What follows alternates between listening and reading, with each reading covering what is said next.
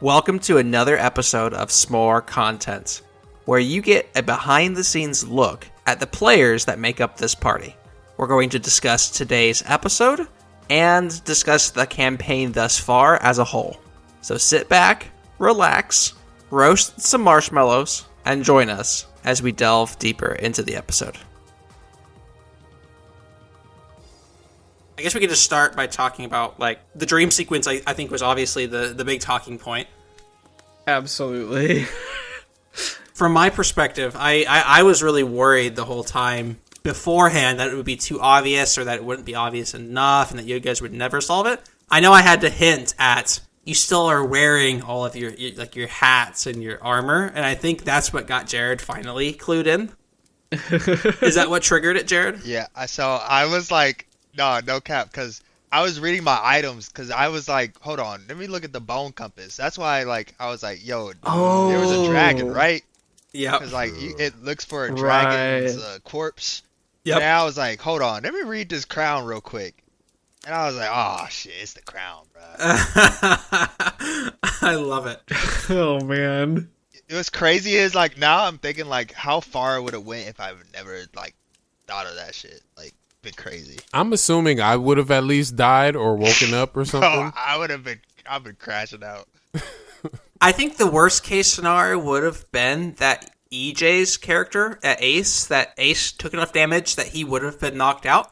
But like I think there was really like I'm not sure how I would have played it because option number one is you don't drop 0 hit points, you just keep moving. As Ace, because you're in a dream, you don't have hit points. You're not taking a damage. You're just it's all just, in your head anyway, right? Imaginary hit points. So, like, I could have played it that way to where you actually never, like, nobody, like, it doesn't end until Kilksick dies in real life and is kicked out. Ooh. Where if he took enough damage, that would have been the only way out if he didn't take the hubris, the crown off at any point.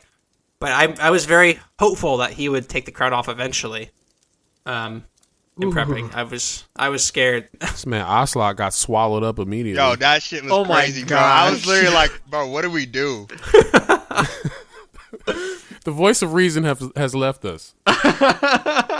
True.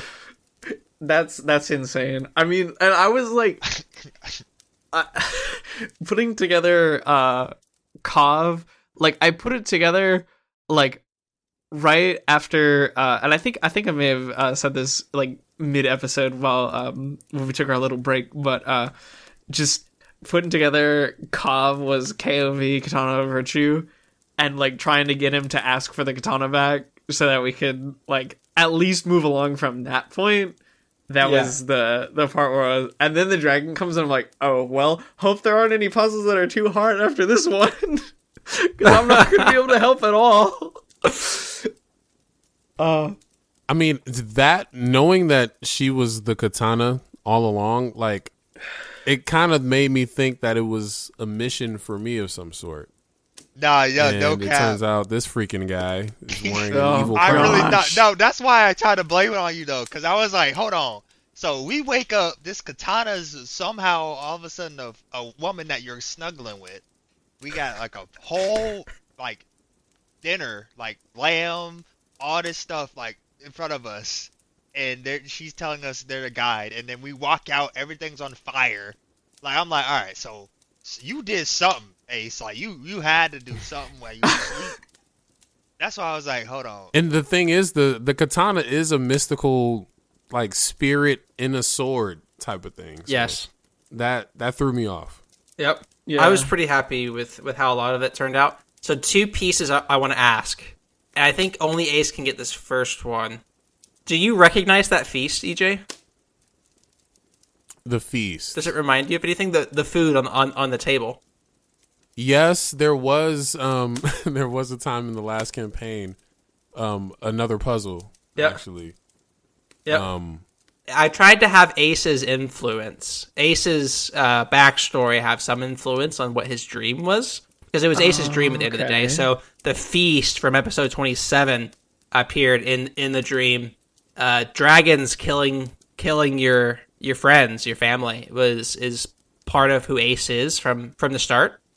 So I try to have some influence there on what the dream was about being related to Ace.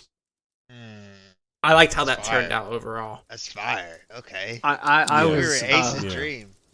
I was really hoping that it was going to give us like some benefit or something, but that it was dream, so it didn't really pan out that way. So it didn't matter. True, but bro, it would have been fire if EJ figured out it was a crown, and I did on some like Frodo Baggins like. The crown is mine. Precious. And I didn't want to throw away the ring. Like I didn't want to take off the crown because I was evil. Like that would have been kind of fire. An inter-party combat would have in the dream sequence would have been insane. That would have gone hard. That would have been fire. Yeah, also, I was at like 4 HP though, so yeah. I mean, it wouldn't have gone well, but it would have been sick. Like if you would have figured it out. I also didn't have my katana virtue, which is like my most prized possession. Oh, true. He would have. He would have been at a bit of a disadvantage. Straight washer. That's insane. Good thinking though, Kilksick. Great thinking. That was amazing. Bro, I don't know why I was like, wait, that's the crown. Yeah, I'm glad you said, wait, am I wearing the crown? That moment. We ended last week's episode with you asking, right near the end, you asked, "Can I put it on right?" No, you put it on, and then you said, "Can I use it right now?" And I'm like, no. I ignored your question. I did not answer your question. Which immediately for me, it's as a DM, it's like, yeah, we're gonna do that immediately next episode. And for I knew this. This was never planned. Something? The crown was never supposed to stay with you guys. Like that was never like a plan of mine for this to occur from day one. This is this week I prepped it. Okay, that's insane. But love it. If you would like to listen to the full-length version of this small content episode, please find us on the Patreon, where you can also vote on future episode names, as well as viewing episodes from future seasons.